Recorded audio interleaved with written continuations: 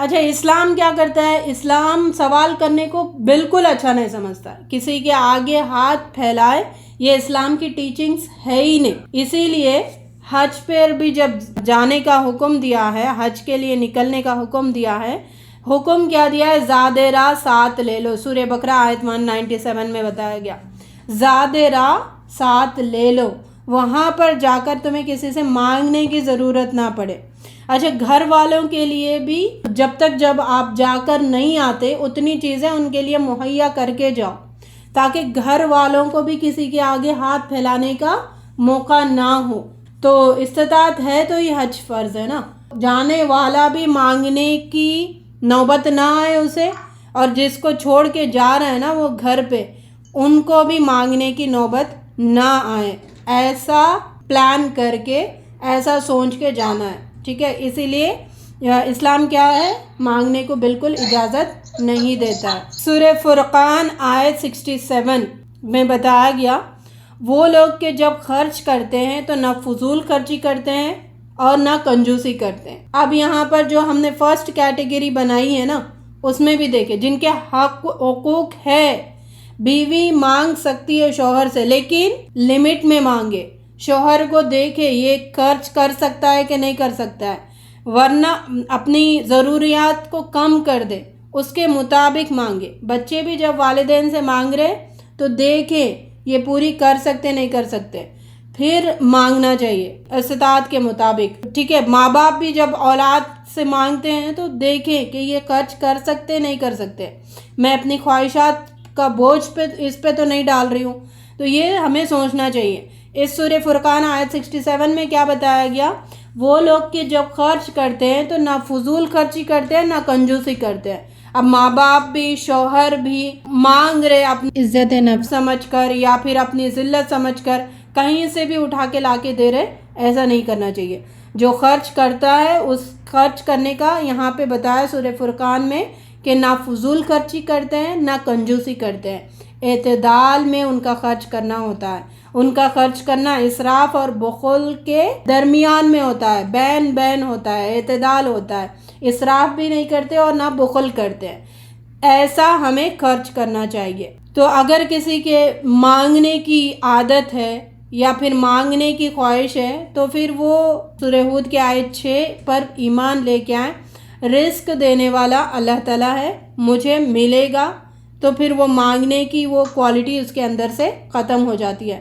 متفقن علیہ روایت ہے لیس الغنی عن کثیرۃ العرض ولکن الغنی عن النفس۔ غنا مال و اسباب کی کثرت کا نام نہیں ہے۔ غنی کہتے ہیں نا مالدار، بڑے دل والا، بڑے دل والا مال کی کثرت سے نہیں ہوتا ہے، بلکہ غنا تو یہ ہے کہ انسان کا دل غنی ہو جائے، انسان کا دل بڑا ہو جائے۔ ایک کھجور بھی اس کے پاس ہے تو وہ کیا کرتا ہے؟ بڑے دل والا اس میں سے آدھا توڑ کر سامنے والے کو دیتا ہے، یہ بڑا دل ہے۔ اب یہ نہیں سمجھتا کہ چھوٹے دل والا کیا کرتا ہے، میں ایک ہی کھجور ہے نا، میرا پیٹ کہاں سے بھرے گا، وہ اٹھا کے منہ میں فوراً ڈال دیتا ہے۔ اس حدیث سے ہمیں پتہ کیا چل رہا ہے؟ انسان کو، لوگوں کو مال اور اسباب کے ذریعے بڑا نہیں بننا ہے، بلکہ دل بڑا کرنا ہے اس کو، اور اللہ تعالیٰ کے پاس جو دلوں کو بڑا کرتا ہے نا اس کی قدر ہونے والی ہے، کیونکہ مال اور اسباب تو اللہ ہی نے دیا نا، پھر اللہ کے پاس اس کی بڑاپن کیسے ہو سکتا ہے؟ ایک بات نوٹ کریں، اللہ کے پاس قدر کس کی ہے پتہ ہے؟ جو اپنے اندر کوالٹیز ڈیولپ کرتا ہے اس کی قدر۔ یہ چیزیں نہیں ہوتی، بڑا دل لانا پڑتا ہے، صبر لانا پڑتا ہے، اطاعت کرنی پڑتی ہے، یہ چیزیں جو ہم لاتے ہیں نا اس کی اللہ کے پاس قدر۔ ہاں باقی چیزیں تو اللہ تعالیٰ نے خود دی ہے نا، پھر قدر کیا ہوگی؟ جو چیزیں اللہ خود دیتا ہے اس کی کیا قدر ہے؟ انسان جو اپنے اندر لاتا ہے، ہاں اس میں بھی اللہ تعالیٰ کی مصلحت ہے، اللہ تعالیٰ نے لکھ دیا ہے، انسان جو کوشش کرتا ہے اس کے لیے آسانی ہوتی ہے۔ تو جو ہم کوشش کرتے ہیں، جو جد و جہد کر کے لاتے ہیں ہمارے اندر، اس کی اللہ کے پاس بڑی قدر ہے۔ اللہ رب العزت ہم سب کو غنی بنائے، دل کا غنی بنائے۔ نبی صلی اللہ علیہ وسلم نے فرمایا، مسلم کی روایت ہے، قد افلح من اسلم ورزق کفافا، وَقَنَّعَهُ اللَّهُ بِمَا عَطَاهُ، بلا شبہ وہ کامیاب ہو گیا جو اسلام لایا، اسے حسب ضرورت رزق عطا ہوا، اور اللہ تعالیٰ نے جو کچھ اسے دیا اس پر اسے قناعت کی دولت سے نوازا گیا۔ پیچھے بھی ہم نے یہ حدیث پڑھی تھی، ایسے لوگ کامیاب ہو گئے۔ اچھا، ہم غور نہیں کرتے نا، اللہ تعالیٰ کامیاب اور فلاح یہ جو باتیں بتاتے ہیں اس پہ غور نہیں کرتے، بس حدیث پڑھ کے آگے بڑھ جاتے ہیں۔ تو ہمیں اپنے اندر قناعت کی دولت کو لے کے آنا چاہیے، زہد کی دولت کو لے کے آنا چاہیے۔ اچھا، جو مانگتے ہیں اس کا پہلے پنشمنٹ پڑھیں گے۔ پنشمنٹ کیا ہے؟ جو لوگوں سے مانگتے، جو لوگوں سے توقع جو اپنے اندر لالچ رکھتے ہیں، جو اپنے اندر، ان کو کیا پنشمنٹ ملنے والا ہے؟ اللہ کے علاوہ دوسروں کے سامنے ہاتھ پھیلاتے ہیں، ان کو کیا پنشمنٹ ملنے والا ہے؟ متفق علیہ روایت ہے، جو شخص مانگنے کو عادت بنائے گا وہ قیامت کو اس حال میں اٹھے گا کہ اس کے چہرے پر گوشت کا ٹکڑا تک نہیں رہے گا، گوشت نام کو نہیں ہوگا اس کے چہرے پر۔ ایزیوم کرے نا، کسی اور کا چہرہ نہیں، بس اپنا چہرہ ایزیوم کرو کہ یہ سارا گوشت نکل گیا ہو چہرے سے، تو کیسے لگیں گے ہم؟ یہ قیامت کے دن پنشمنٹ ہونے والا ہے۔ جو بھی ہے، آپ جس کنڈیشن میں ہو، جس سے بھی مانگنے کی خواہش ہوتی ہو، وہاں پر اس خواہش کو ختم کر دیں، ڈیلیٹ کر دیں، کیونکہ اتنا بڑا پنشمنٹ ملنے والا ہے۔ اب بہت سارے ایسے بھی ہے، پنشمنٹ سننے کے باوجود بھی ہاں تھوڑی ہوتا ہے، سب مانگ رہے، دنیا چل رہی ہے اسی پہ، ٹھیک ہے دیکھا جائے گا۔ ایسی بدبختی کی بھی لوگوں کے پاس علامت ہوتی ہے، سنتے ہیں لیکن پھر بھی ہاں اتنا تھوڑی ہوگا، اللہ غفور الرحیم ہے، ایسے تھوڑی ہوگا۔ تو یہ نہ کریں۔ جب ایک بات بتائی جا رہی ہے، حدیث میں ایک بات بتائی، اتنا پنشمنٹ بتایا جا رہا ہے، تو پھر اس پر کان کو کھڑے کریں، اپنی پریکٹیکل لائف میں اس کو امپلیمنٹ لے کے آئیں۔ ایک اور پنشمنٹ بتایا گیا، جو شخص اپنا مال بڑھانے کے لیے لوگوں سے سوال کرتا ہے وہ آگ کے انگارے مانگ رہا ہوتا ہے۔ اس کو پریکٹیکلی ایزیوم کرو، کسی سے کوئی بھی توقع ہے، مطلب وہ چیز نہیں ہے، وہ آگ ہم طلب کر رہے، آگ مانگ رہے۔ اگر کسی کو پریکٹیکلی یہ اپلائی ہو نا دنیا میں، مانگتے سیدھے آگ مل جائے تو کوئی نہ مانگے، پھر ہم وہ تصور نہیں کر سکتے نا، وہ پریکٹیکلی ہو نہیں رہا، اس وجہ سے ہم کیا کر رہے ہیں، اس کو ترجیح نہیں دے رہے، اس کی اہمیت نہیں آ رہی، اس کا سخت بات ہے وہ ہمارے اندر پیدا نہیں ہو رہی۔ تو کسی کے آگے سوال کر رہے، مطلب ہم کیا کر رہے ہیں، انگارہ مانگ رہے، آگ کا انگارہ دے دو، آگ کا انگارہ لے رہے۔ اگر کوئی دے رہا ہے نا کوئی چیز تو وہ آگ کا انگارہ ہے، آپ کے مانگنے پر کوئی چیز مل بھی رہی تو پھر وہ آگ کا انگارہ ہے۔ اب چاہے تو کم کرے یا پھر زیادہ اکٹھا کرے، آپ کی مرضی ہے۔ تو مانگنے والا آگ کا انگارہ اکٹھا کر رہا ہوتا ہے اپنے لیے، اب وہ آگ کا انگارہ لے کر قیامت کے دن حاضر ہوگا رب کے سامنے۔ ایک اور ہے ترمذی کی روایت، نبی صلی اللہ علیہ وسلم نے فرمایا، بے شک سوال کرنا چھلنا ہے، چھلتے ہیں نا، ترکاری کو چھلتے ہیں، فروٹس کو چھلا جاتا ہے، چھلنا ہے، جس سے آدمی اپنے چہرے کو چھیل لیتا ہے۔ ایک سوال پہ چھلا، دوسرے سوال پہ پھر چھلا، تیسرے سوال پہ پھر چھلا، سوائے اس کے کہ آدمی بادشاہ کے بغیر کوئی چارہ ہی نہ ہو۔ یہ جو سیکنڈ بات ہے اس کی ہم آگے ایک اور حدیث سے ڈیٹیل میں سمجھیں گے۔ فی الحال تو اتنا یہاں پہ سمجھے کہ مانگ رہے ہم کسی سے، مطلب ہم اپنے آپ کو چھیل رہے۔ اب ماں بچوں میں یہ عادت ڈال دی ہے مانگنے کی، تو مطلب ماں خود بھی چھیل رہی اپنے آپ کو اور بچے کو بھی چھلوا رہی۔ کتنا بڑا عذاب ہے نا، ہم سوچتے بھی نہیں، ہم ایسے روزمرہ میں بہت ساری باتیں کر دیتے ہیں، جاؤ مانگو، کیا کرنا ہے مانگو، حق ہے، نہیں، بہت بڑا پنشمنٹ ہے۔ میں سرچ کر رہی تھی اس ٹاپک کے ریلیٹڈ، مجھے اللہ ماشاءاللہ کوئی ایک دو کے ملے ہی نہیں۔ میں بولتی اتنا سخت پنشمنٹ ہے تو لوگوں کو اس پہ، کیونکہ اس چیز پہ بہت معاملات کا دار و مدار ہے، بہت ساری زندگیاں سدھر سکتی ہے اگر یہ چیز لوگوں کے اندر سے ہٹ گئی۔ اپلوڈ ہونا چاہیے ان باتوں کا علم، تاکہ لوگ سنور جائے، سدھر جائے، ان بڑے بڑے عذابوں سے اپنے آپ کو بچا سکے۔ اللہ تعالیٰ ہمیں توفیق عطا فرمائے۔ دیکھیں پنشمنٹ کیا ہے، ایک تو قیامت کے دن بغیر گوشت کے چہرہ اس کا ہوگا، دوسرا انگارے جمع کرنا، مطلب ہے تیسرا اپنے آپ کو چھیلنا مطلب ہے. کتنا سخت ہے نا پنشمنٹ. اگر ذرا بھی یہاں پر جتنے بھی سن رہے ان کے اندر یہ چیز ہے، کسی لالچ، کسی سے بھی کوئی چیز کی توقع، تو اس کو ڈیلیٹ کر، ایسا ڈیلیٹ کر دے کہ پھر اس کو ریسائیکل بن سے بھی ہٹا دے، لائف سے ہٹا دے اپنے اندر سے. اس کو کہتے تزکیہ نفس، پاک کرنا نفسوں کو، دنیا کی محبت سے پاک کرنا، دنیا والوں کی، دنیا کی چیزوں کی محبت سے پاک کرنا، اس کو کہتے تزکیہ نفس. اللہ رب العزت ہم سب کیا نفس کا تزکیہ کریں اور نفسوں کو پاک صاف رکھے اور اسی حالت میں ہمیں اپنے پاس بلائیں. نبی صلی اللہ علیہ وسلم نے فرمایا ایک اور حدیث میں ہے وَمَن يَسْتَعْفِفْ يُعِفُّهُ اللَّهُ وَمَن يَسْتَغْنِ يُغْنِهُ اللَّهُ. متفقن علیہ روایت ہے. جو شخص سوال سے، لوگوں سے مانگنے سے اپنے آپ کو بچا لے گا، سوال سے بچا لے گا، لوگوں سے مانگنے سے اپنے آپ کو بچا لے گا، اللہ بھی اسے بچا لے گا. اور جو کوئی دنیا سے بے پرواہی کرے گا، اللہ اسے بے پرواہ کر دے گا. اور جو شخص صبر کرے گا، اللہ اسے صبر دے گا. اور صبر سے بہتر اور کشادہ تر کوئی بھی نعمت کسی کو نہیں ملی ہے، نہیں مل رہی ہے. ٹھیک ہے، صبر کرو. کل بھی ہم نے سمجھا تھا یہی بات کہ ہم مانگ کس سے رہے، اور جو مانگ رہے اس سے توقع تو بہت بڑی ہی ہوگی نا. اللہ تعالیٰ اس وقت ہمیں کوئی چیز نہیں دے رہا ہے تو مطلب کچھ نہ کچھ اس میں حکمت ہے. اس ٹائم اگر ہمیں مل گئی تو وہ چیز ہمارے لیے نقصان دہ ہوگی.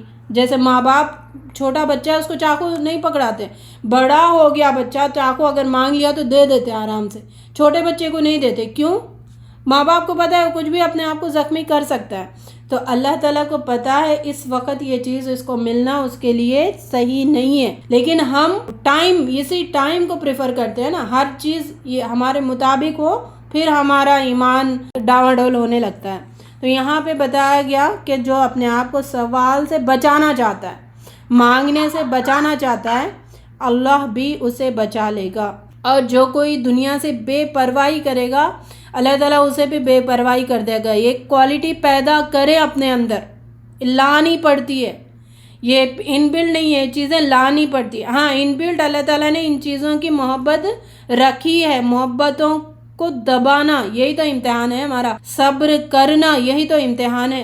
نبی صلی اللہ علیہ وسلم نے فرمایا اس ذات کی قسم جس کے ہاتھ میں میری جان ہے، اگر کوئی شخص اپنی رسی اٹھائے اور لکڑی کاٹے، اٹھائے اور کلہاڑی باندھے، لکڑی کاٹے، پیٹھ پر لاد کر لے آئے، تو اس سے بہتر ہے کہ جا کر کسی سے سوال کرے، پھر وہ اسے دے یا نہ دے. کلہاڑی باندھ کر جنگل میں جانا، لکڑی اپنے پیٹھ پر لاد کر لے کے آنا، اس کو بیچنا، اس سے جو پیسے ملتے ہیں اس سے اپنا گھر چلانا، اس سے اپنی خوراک پوری کرنا، یہ بہت بہتر ہے اس چیز سے کہ لوگوں کے آگے ہاتھ پھیلائے. اور جب لوگوں کے آگے ہاتھ پھیلاتے ہیں تو لوگ دے بھی سکتے ہیں، نہیں بھی دے سکتے، لیکن جو محنت کرتا ہے اس کا ضرور اللہ تعالیٰ بدلہ دیں گے. ابو داؤد کی روایت ہے، حضرت شوبان سے مروی ہے، نبی صلی اللہ علیہ وسلم فرماتے ہیں کون ہے جو مجھے ضمانت دے کہ میں اسے جنت کی ضمانت دیتا ہوں. دیکھیں یہ ایسی ٹاپک ہے جس میں کامیابیاں ہیں، اللہ کی محبت ہے، لوگوں کی محبت ہے، جنت کی ضمانت ہے. ضمانت کب دی نبی صلی اللہ علیہ وسلم نے کہ لوگوں سے کوئی چیز نہیں مانگے گا تو میں اسے جنت کی ضمانت دیتا ہوں. صحابہ کی زندگی پڑھ کے، عشر مبشرہ کی زندگی پڑھ کے تھوڑی آہیں بھرتے ہیں نا، اللہ کتنا پیارا اللہ تعالیٰ نے ان کو جنت کی بشارت دنیا میں دے دی ہے. کاش ہم ہوتے اس زمانے میں، ہوتے نا. نبی صلی اللہ علیہ وسلم نے قیامت تک کے لوگوں کے لیے بشارت ہے یہاں پہ. دیکھو مانگو مت کسی سے، ان کو جنت کی بشارت ہے. اب یہ بشارت جو چاہیں لے، وہ بشارت کے مستحق اپنے آپ کو بنائیں. لوگوں سے مانگنا، لوگوں کی چیزوں پہ نظر ہٹائیں، پھر جنت کی بشارت ملنے والی ہے. جنت کی ضمانت ہے اس کے لیے. کوئی تعلق نہیں ہونا چاہیے دوسرے لوگوں کی چیزوں سے، بالکل کٹ آف. جیسے رشتوں کو کٹ آف کرتے ہیں نا لوگ زبردست طریقے سے، حالانکہ اللہ تعالیٰ کی وعید ہے، اللہ تعالیٰ کا وارننگ ہے، جو کاٹے گا نا رشتوں کو میں اس کو کاٹوں گا. اس بالکل دیکھتے بھی نہیں، سال گزر چلے آتے، نہ دیکھتے، نہ بات کرتے، نہ ملتے، نہ آنے دیتے، نہ جاتے. یہاں پہ تو اللہ تعالیٰ کہہ رہا ہے نا مانگو مت، میں جنت کی ضمانت ہوں، اس کے پیچھے نہیں پڑے ہوئے، اس کو کٹ آف نہیں کرتے، اس چیز سے ہم دور نہیں ہوتے. نظر اٹھتی ہے جیسے معراج نے کہا کل کیا ہے، نظر جھکانے کا حکم دیا ہے تو ہماری نظر جھکتی نہیں، پلک بھی نہیں جھپکتے لوگوں کے مال کی طرف سے. نبی صلی اللہ علیہ وسلم نے فرمایا بلا ضرورت مانگنا تو یہ بدترین جرم ہے. جرم کہا گیا کہ لوگوں سے مانگنا کوئی بھی چیز. صدقہ جو دیا جاتا ہے نا، وہ بھی اس کے بارے میں بھی حدیث آتی ہے کہ یہ مالداروں کو نہیں دیا جا سکتا، جو قوی ہے، جو طاقتور لوگ ہیں ان کو نہیں دیا جاتا، کیونکہ طاقتور اپنی محنت سے کما سکتا ہے. جب نبی صلی اللہ علیہ وسلم صحابہ کو یہ حکم دیتے تھے، ایک صحابی کا ہم واقعہ یہاں پر پڑھیں گے، حکیم بن جزام رضی اللہ تعالیٰ عنہ سے مروی ہے، آپ نے فرمایا حضور صلی اللہ علیہ وسلم سے انہوں نے سوال کیا تو آپ نے ان کو کچھ دے دیا، عنایت فرما دیا. پھر انہوں نے دوبارہ نبی صلی اللہ علیہ وسلم سے سوال کیا، پھر نبی صلی اللہ علیہ وسلم نے ان کو دے دیا. پھر حکیم بن جزام فرماتے ہیں میں نے پھر دست سوال دراز کیا تو آپ نے مجھے کچھ عنایت فرمایا. اس کے بعد فرمایا اے حکیم، یہ مال بڑا دلکش اور شیرین ہے، بڑا میٹھا ہے، بہت مزے کا لگتا ہے نا، خاص کر دوسروں کا مال بہت دلکش اور شیرین ہے. جو اس کو طمع اور لالچ کے بغیر حاصل کرتا ہے اس کو اس میں برکت عطا کی جاتی ہے. لالچ نہ ہو، طمع نہ ہو، اس کے ساتھ جو حاصل کرتا ہے نا، مانگتا نہیں ہے کسی سے، اور لالچ اور طمع کے بغیر حاصل کرتا ہے، اس میں اللہ تعالیٰ برکت رکھتے ہیں. اور جو اس کو طمع اور لالچ سے حاصل کرتا ہے اس کے لیے اس میں برکت نہیں ہوتی، اور وہ اسی آدمی کی طرح ہوتا ہے جو کھاتا رہے لیکن سیر نہ ہو، بھوک کبھی مٹے ہی نہیں، ویسی مثال ہو جاتی ہے اس. وَالْيَدُ عُلْيَا خَيْرٌ مِنَ الْيَدِ سُفْلَى، اور اوپر والا ہاتھ نچلے والے ہاتھ سے بہتر ہے. تو حکیم رضی اللہ تعالیٰ عنہ کہتے ہیں صلی اللہ علیہ وسلم سے میں نے عرض کیا یا رسول اللہ، اس ذات کی قسم جس نے آپ کو حق کے ساتھ مبعوث فرمایا، میں آپ کے بعد کسی سے کچھ بھی سوال نہیں کروں گا. ابھی آپ سے پوچھ لیا نا، بس اس کے بعد میں کبھی بھی کسی سے نہیں پوچھوں گا حتیٰ کہ میں اس دنیا سے کوچ کر جاؤں. تو یہ صحابی حضرت عمر رضی اللہ تعالیٰ عنہ کے دور تک بھی زندہ تھے. تو عمر رضی اللہ تعالیٰ عنہ کے دور میں جو مال فے حاصل ہوتا تھا نا جنگوں میں، تو وہ سب کو تقسیم کیا جاتا تھا، ہر دور میں تقسیم کیا جاتا تھا. وہ مال ان کا حق ہے نا، وہ مال سب کا تقسیم ہے. تو جو حکیم رضی اللہ تعالیٰ عنہ کا حصہ ہے وہ لینے کے لیے جب بلایا جاتا تھا، عمر رضی اللہ تعالیٰ عنہ بلاتے تھے تو وہ انکار کر دیتے تھے، بار بار بلانے پر بھی انکار کر دیتے، یہاں تک کہ آپ کا انتقال ہو گیا. یہ صحابہ کا جذبہ ہے. دیکھیں صحابہ کی سوچ، ان کا پریکٹیکل عمل کیسا ہے. اور ہم یہاں پر ابھی سن رہے نا، اتنا سن رہے، فوراً اٹھتے پھر مانگنے لگتے. دیکھیں وہ دل سے ہٹاتے نہیں. ہم اس وجہ سے ان کو جنت کی بشارتیں ملی ہے، ہمیں کیا ملی ہے؟ ذلت مل رہی ہے نا پوری دنیا میں، خاندان میں ذلت مل رہی ہے، کوئی عزت نہیں کرتے لوگ. کیوں ہے ہمارا ایسا حال؟ صحابہ کا جیسا ایمان پیدا کریں ہم اپنے اندر، صحابہ کا جیسا پریکٹیکل نمونہ ہم پیش کریں، پھر اللہ تعالیٰ کے پاس عزت بڑھے گی، پھر اللہ تعالیٰ سرخرو کریں گے، پھر اللہ تعالیٰ کسی کے آگے ہاتھ پھیلانے سے ہمیں روکیں گے. تو ہمیں رشتہ داروں سے یہ توقع نہیں رکھنا ہے، کسی سے بھی ہمیں یہ توقع نہیں رکھنا ہے کہ لوگ ہمیں کچھ دیں، لوگ ہمارے پاس کچھ لے کر آئیں. اچھا، وہ تیسری کیٹیگری کی تھوڑی بات کریں گے. تیسری کیٹیگری کون سی تھی؟ جو حقوق ادا کرنا ہے، جس کے مال میں اللہ تعالیٰ نے سارے لوگوں کے حق رکھے ہیں. اب وہ اپنا حق ادا نہیں کرے گا، حقوق ادا نہیں کرے گا، وہ اپنا جواب دہ ہوگا نا. ہم ہاتھ پھیلا کر ہم کیوں ذلیل بن رہے؟ سمجھ آ رہی؟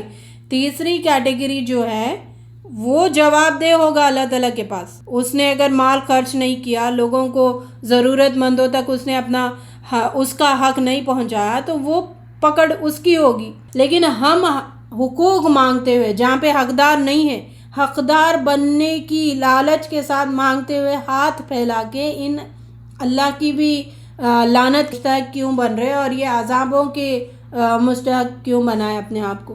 ان ساری احادیث سے یہ بات ہمیں واضح ہو رہی کہ اسلام اللہ کے علاوہ کسی کے آگے ہاتھ پھیلانا، کسی کے آگے جھولی پھیلانا کسی کے آگے جھکنے کی اجازت نہیں دیتا، نہ لالچ کرنے کی اجازت دیتا ہے، نہ پرواہ کرنے کی اجازت دیتا ہے کہ لوگوں کے مالوں کی پرواہ کرو۔ مسلم کی روایت ہے، نبی صلی اللہ علیہ وسلم نے فرمایا سوال کرنے میں اصرار نہ کرو، خدا کی قسم اگر تم میں سے کوئی مجھ سے سوال کرتا اور اس کا سوال مجھ سے کچھ نکلوا لیتا، حالانکہ میں اسے ناپسند کرتا ہوں، تو جو کچھ میں اس کو دیتا ہوں اس میں سے اس کے لیے قطعاً برکت نہیں ہوتی۔ کوئی مجھ سے سوال کرے تو میں دینے سے تو پیچھے نہیں ہٹتا، میں دوں گا، جو میرے پاس اس وقت ہوگا میں دوں گا، اگر کچھ بھی نہیں ہوگا تو میں اچھی بات ہی کروں گا اس کو۔ لیکن لوگ جب سوال کریں نا، بار بار کوئی چیز مانگے، بار بار کوئی چیز کی توقع رکھے، اس میں اللہ تعالیٰ برکت رکھتا ہی نہیں، برکت اڑ جاتی ہے، قطعاً برکت نہیں ہوتی ہے اس مال میں یا اس کی چیز عطا ہوئی چیز میں۔ ہوتا بھی ایسی ہے نا، پریکٹیکل بھی ذرا دیکھیں، اگر کوئی ہمیں کوئی چیز دے دیتا ہے تو اس کی اہمیت کچھ نہیں ہوتی، اگر وہ گم بھی ہو گیا، کچھ ہم سے کھو بھی گیا تو اس کی اہمیت نہیں ہوتی، ہمارا نہیں ہے نا، قصہ ختم کرو۔ مسلم کی روایت ہے، نبی صلی اللہ علیہ وسلم فرماتے ہیں، حضرت عبد الرحمن بن عوف سے مروی ہے کہ حضور صلی اللہ علیہ وسلم کی خدمت میں ہم 8 9 7 کا ذکر آتا ہے، اتنے لوگ نبی صلی اللہ علیہ وسلم کے پاس حاضر ہوئے تو آپ نے فرمایا کیا تم رسول صلی اللہ علیہ وسلم کی بیعت نہیں کرتے؟ رسول صلی اللہ علیہ وسلم کے پاس یہ لوگ گئے تھے تو رسول صلی اللہ علیہ وسلم نے فرمایا کہ کیا تم لوگ رسول صلی اللہ علیہ وسلم کے ہاتھ پہ بیعت نہیں کرتے؟ حالانکہ وہ سب بیعت کر چکے تھے پہلے ہی۔ تو آپ صلی اللہ علیہ وسلم نے پھر فرمایا کیا تم رسول کے ہاتھ پر بیعت نہیں کرتے؟ 2 بار جب انہوں نے کہا ہم نے اپنا ہاتھ آگے بڑھا دیا تو نبی صلی اللہ علیہ وسلم نے فرمایا اس بات پر کہ تم اللہ کی عبادت کرو گے، تم اللہ کے علاوہ کسی کی عبادت نہیں کرو گے، کسی کو اس کا شریک نہیں ٹھہراؤ گے، 5 نمازیں ادا کرو گے، اللہ تعالیٰ کے حکم مانو گے، اور آپ نے ایک بات بڑی آہستہ آواز میں فرمائی کہ لوگوں سے کوئی چیز نہیں مانگو گے، ان باتوں کی بیعت دو۔ ان کے بعد پریکٹیکل نمونہ دیکھیں، یہ صحابی ہے نا 8 9 10 جو بھی صحابی ہے، انہوں نے کبھی بھی اس کے بعد اگر وہ اونٹ پہ بیٹھے ہوئے ہیں، اونٹ پر آسا بھی نیچے گر جاتا تو وہ کسی سے مانگتے نہیں تھے، اترتے تھے پھر لیتے تھے پھر چڑھتے تھے، گری ہوئی چیز ضرورت کی چیز حالانکہ کوئی دے سکتا وہ مانگنا بھی انہوں نے ترک کر دیا، وہ چاہنا بھی انہوں نے ترک کر دیا۔ یہ ہوتا ہے پریکٹیکل نمونہ، اس کو کہتے بات سن کے عمل کرنا، اطاعت کرنا اللہ اور رسول کی۔ سمجھ آ رہی؟ ہم میں سے اکثر کا حال کیا ہے؟ سنتے، بس سنتے، محفل ہے نا یہ محفل، اس میں دعائیں قبول ہوتی، بس دعائیں کرنے کے لیے آ جاتے ہیں، تو ہمارا حال سننے تک ہے۔ اللہ تعالیٰ ہمیں سننے کے ساتھ ساتھ عمل کرنے والا بنائے۔ متفقن علیہ روایت ہے، نبی صلی اللہ علیہ وسلم نے ممبر پر کھڑے ہو کر صدقہ اور سوال سے باز رہنے کا آپ نے ذکر کیا اور فرمایا اوپر والا ہاتھ یعنی دینے والا ہاتھ بہتر ہے نیچے والے ہاتھ سے، لینے والے ہاتھ۔ ابو داؤد کی روایت ہے، جو آدمی فاقے میں مبتلا ہو جائے اور اپنے فاقے کو لوگوں کے سامنے پیش کرے، اس کا فاقہ دور نہیں ہوتا، اور جو شخص اپنے فاقے کو اللہ تبارک تعالیٰ کی خدمت میں پیش کرے تو اللہ تعالیٰ اس کو جلد یا دیر حکمت خداوندی کے مطابق رزق عطا فرما دیتا ہے۔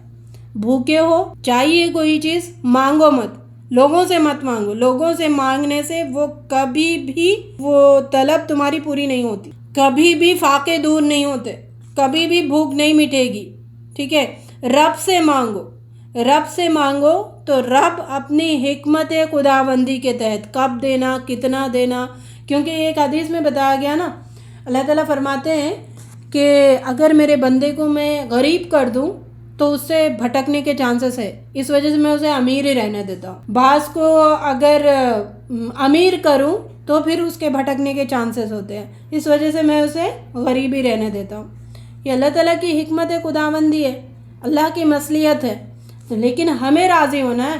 سورہ یوسف آیت 86 میں بتایا گیا قال انما اشکو بثی وحزنی الی اللہ۔ یعقوب علیہ السلام جب ان کو تکلیف پہنچی تو انہوں نے کیا کیا؟ غموں کو دور کرنے والے کون ہیں؟ اللہ ہے نا۔ لوگوں کے پاس غموں کے دور کرنے کا علاج ہم ڈھونڈیں گے تو کہاں سے ملے گا؟ کہاں سے ملے گا؟ نہیں مل سکتا. یعقوب علیہ السلام نے کیا کہا؟ ٹھیک ہے، ہو گیا جو ہوا میرے ساتھ، لیکن میں اپنی تکلیف اپنے رب سے ہی شیئر کروں گا.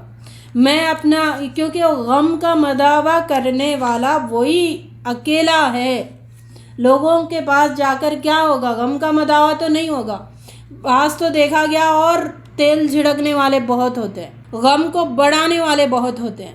کوئی انسان رو رہا ہے تو اچھا ایسا ہو گیا ویسا ہو گیا، اس کا رونا اور بڑھ جاتا ہے. ٹھیک ہے، کوئی بات نہیں، انشاءاللہ ملیں گے جنت میں، رونے کی کیا ضرورت ہے، اس کا رونا کم ہوگا. یہ کرے کہ جو تکلیفیں پوری کرتا ہے، دور کرتا ہے، اس سے مانگنے کا، اس کے سامنے ہاتھ پھیلانے کا، یہ کوالٹی ڈیولپ کرے اپنے اندر، پھر وہ اپنی چیزوں کو پورا کرے گا. اگر چاہنے کا حقدار کوئی ہے، کسی سے مانگنے کا کوئی ہے، تو پھر وہ رب ہے، اس سے مانگو، اس کے سامنے شکر گزاری کا جذبہ پیدا کرو. اخلاق حسنہ یا اعلیٰ اخلاق کا یہ کمال ہے کہ خدا دار زندگی گزارا جائے، اللہ والی زندگی گزارا جائے. یہ اعلیٰ اخلاق ہے، اخلاق حسنہ ہے، بہت عمدہ اخلاق. اب مانگنے میں ایک چیز ہماری بہت ٹکڑے ٹکڑے ہو جاتی ہے، وہ کون سی ہے بتائے؟ عزت نفس. انسان اپنی عزت نفس کے ٹکڑے کرتا ہے، اس کا جنازہ نکالتا ہے، اس کو قبر میں دفناتا ہے، پھر لوگوں کے آگے ہاتھ پھیلاتا ہے. تو عزت نفس ہماری اتنی سستی ہے. اللہ تعالیٰ نے بہت ویلیو دیا ہے نا انسان کی. اللہ تعالیٰ کہتا ہے ایک انسان کو اگر قتل کرو نا، پوری انسانیت کو قتل کرنے کا گناہ ملتا ہے. اللہ نے عزت رکھی ہے انسان کی، اور ہم ہیں کہ اپنی عزت کو پامال کرنے پر تلے ہوتے ہیں، لوگوں سے مانگ کر، دوسروں سے ملی ہوئی نعمتیں، دوسروں کی جیب، دوسروں سے توقع، یہ سب ہمیں چھوڑ دینا ضروری ہے. یہ سب چھوڑیں گے تو سمجھو کہ ہمارے اندر عزت نفس ہے. عزت نفس کے ساتھ کمائی جانے والی سوکھی روٹی اور اچار بھی بہت مزے کی ہوتی ہے. مزدور جب محنت کر کے روٹی کھاتا ہے تو ایک سکون اور احترام سے کھولتا ہے، احترام سے کھاتا ہے. سے عزت نفس کے ساتھ کمائے، عزت نفس کے ساتھ یعنی خدا دار زندگی گزارنے کی عادت بنا لے. یہاں پر ایک ڈسکشن ہے. پہلے تو عزت نفس کیا ہے اس کو سمجھے. ایک سوال تھا آپ لوگوں سے کہ عزت نفس آخر ہے کیا؟ عزت نفس یہ ہے کہ ضرورت کے باوجود بھی اللہ سے مانگنا، لوگوں سے نہیں مانگنا، تاکہ اپنی ویلیو لوگوں کے اندر کم نہ ہو جائے، یہ مانگنے والی نہ سمجھنے لگے لوگ، اس وجہ سے اپنی ضرورت کو ترک کر دینا، لیکن لوگوں کے آگے ہاتھ نہیں پھیلانا، یہ اصل عزت نفس ہے. اب شیطان نے آج کے دور میں عزت نفس آخر بنایا کس کو ہے؟ جھوٹا، یعنی اللہ کی حرام کردہ چیزوں میں مبتلا ہو کر سٹیٹس مینٹین کرنا اور بتانا، یہ عزت نفس سمجھ رہے. قرضوں میں مبتلا ہو کے اپنا سٹیٹس مینٹین کرنا، لوگ اس کو عزت نفس سمجھ رہے. ٹھیک ہے. اور غلط کاموں میں مبتلا ہو کر بس کیا سمجھ رہے پتہ ہے؟ لوگوں کو ایسے ظاہری دکھاؤ، بس وہ عزت بنتے چلے جا رہی، اندر کچھ اور، جیسے وہ اندر پریشانی اوپر شیروانی، بس شیروانی بتاؤ، چاہے آپ 1 مہینے سے نہائے بھی نہیں ہو نا، شیروانی بتاؤ اوپر سے، تو بات کیا سمجھ آ رہی کہ اس کی عزت نفس ہے، یہ بڑا ہے. تو ہم اندر کیسے ہیں وہ فکر نہیں، لیکن لوگوں کو ظاہر دکھے، ہمارا آؤٹر لک دکھے. آؤٹر لک ہم کیا کر رہے؟ ایک لیئر بنا کے رکھ رہے، اور اس کو ہم سمجھ رہے کہ یہ عزت نفس ہے نہیں ہے. بات سمجھ آئی میری کہ نہیں آئی؟ اللہ کی نظر میں عزت نفس جتنا تمہارے پاس ہے اس میں سیٹسفائی رہو. اس کو عزت نفس بھی کہا جاتا ہے اور اس کو ایک خوشی بھی کہا جاتا ہے. اصل خوشی جو ہے نا اسی میں، اصل جو خوشی کے ہم تلاش میں ہے نا کہ ہم خوش رہیں، ہمیں خوشی چاہیے، دل کا سکون چاہیے، تو دل کا سکون اس میں ہے جتنا اللہ تعالیٰ نے ہمیں دیا ہے نا، اس میں اپنے آپ کو سیٹسفائی رکھنا، یہ اصل خوشی ہے. پہلی بات تو مائیں بچوں کو عزت نفس سکھائی نہیں رہی. مائیں اپنے بچوں کو عزت نفس کی ٹریننگ بچپن سے نہیں دے رہی. ایک واقعہ ہے، دیکھیں، ایک بچہ گیا تھا گھر پہ، ماں سے اس نے کہا مجھے بھوک لگی ہے، تو ماں نے کہا کہ نہیں ابھی کھانا نہیں ہے. تو بیٹے نے کہا نہیں مجھے بھوک لگی ہے, مجھے کھانا چاہیے. تو ماں نے کہا ٹھیک ہے. ماں نے 2 آپشنز دیا. پہلا آپشن یہ ہے کہ قرض لے کر تمہاری بھوک پوری کر سکتی ہوں. دوسرا آپشن ہے کہ تم سمجھدار بن جاؤ. بیٹے نے کہا کہ ٹھیک ہے آپ قرضہ نہ لے, میں سمجھدار بنتا ہوں, تو آپ بتائیں مجھے کرنا کیا ہے. تو ماں نے کہا کہ ابھی تمہارے والد پیاز اور روٹی کھا کر وہ گئے, کھایا جاتا ہے, بھوک میں کھا سکتے ہیں. تو بیٹے نے کہا ضرور ضرور آپ لے کے آئے, میں کھا لوں گا. تو ماں نے یہاں پر کیا سکھایا بیٹے کو؟ عزت نفس. آپ روٹی پیاز کھا لو لیکن قرضوں میں مبتلا ہو کر پیٹ مت بھرو, لوگوں سے مانگ کر اپنا پیٹ مت بھرو. روٹی پیاز کھاؤ لیکن مانگو مت. یہ ہے عزت نفس. پتہ ہے ایسی تربیت کتنی مائیں دے رہی اپنے بچوں کو. ایک واقعہ دیکھیں عزت نفس کے بارے میں, بہت لوگوں کو یہ پتہ ہے, بچپن میں ہم بار بار سنتے ہیں عبد القادر جیلانی رحمۃ اللہ علیہ کا. وہ جب علم حاصل کرنے کے لیے جا رہے تھے, کشتی میں بیٹھے ہوئے تھے, تو وہ ان کی ماں نے بعض اشرفیہ ان کو دے کے بھیجا تھا. تو ایک بازو بیٹھا ہوا مسافر, اس نے پوچھا کیا تمہارے پاس کیا ہے. انہوں نے جھوٹ بولنا تو ان کی ماں نے نہیں سکھایا ان کو. انہوں نے صاف سیدھا بول دیا میرے پاس اتنی اشرفیاں, اتنا ہے, میں جاؤں گا پڑھوں گا, ایسے کروں گا ویسے کروں گا. ساری باتیں انہوں نے بتا دی. اب اس شخص میں لالچ آ گیا. اس نے پلان کیا کیا کہ اب میں شور کروں کہ میری اتنی اشرفیاں میری چوری ہو گئی, تو میں لایا تھا ایسا ڈیٹیل, کیونکہ سن چکا تھا نا. اب اس نے جیسے شور کر دیا تو لوگ تلاشی لینا شروع کرے سب کی. اب اتنے میں عبد القادر جیلانی انہوں نے کیا کیا, عزت نفس دیکھیے, میں علم سیکھنے کے لیے جا رہا ہوں اور یہ اشرفیاں ہوں بہو جو وہ کہہ رہا ہے وہ میرے پاس ہی ہے. اگر وہ مجھے مل گئی اس کے بعد میں کتنا بھی لوگوں سے کہوں لوگ تو میری بات نہیں مانیں گے, مجھے چوری سمجھیں گے, لوگوں کے دل میں کھٹک آئے گی. انہوں نے کیا کیا, اس اشرفیوں کو پانی میں گرا دیا, پھینک دیا. حالانکہ ان کے پاس کچھ نہیں ہے, آگے جانے کے بعد ان کو کچھ نہیں ہے ساتھ ان کے. وہ اشرفیوں وہ لڑ کر کہہ سکتے تھے کہ یہ نہیں, یہ میری ہے, یہ اس نے کہانی بنائی, ایسی بنائی, میں نے اس کو بولا, سب بول سکتے تھے. اپنی عزت نفس کو انہوں نے بچانے کے لیے انہوں نے وہ پانی میں اشرفیوں کی تھیلی پھینک دی. پھر بعد میں سب کی تلاشی لی گئی, وہ اشرفیوں کی تھیلی نہیں ملی, تو سب اس کو لان تان کر کے بٹھا دیے. اب وہ پھر جاگے بیٹھا, پوچھا کہ بھائی آپ کے پاس تھا, آپ کیا ہوا, کیوں نہیں ملا آپ کے پاس سے. تو انہوں نے کہا کہ میں جس کام کے لیے نکلا ہوں نا, اگر میرے کیریکٹر پر یہ بات آ گئی, لوگ تو مانیں گے نہیں, اگر میری کیریکٹر پر یہ بات آ گئی تو پھر میں آگے جو کام کروں گا اس پہ داغ پڑ سکتا ہے. میں نہیں چاہتا کہ ذرا برابر بھی داغ میرے کردار پہ ہو.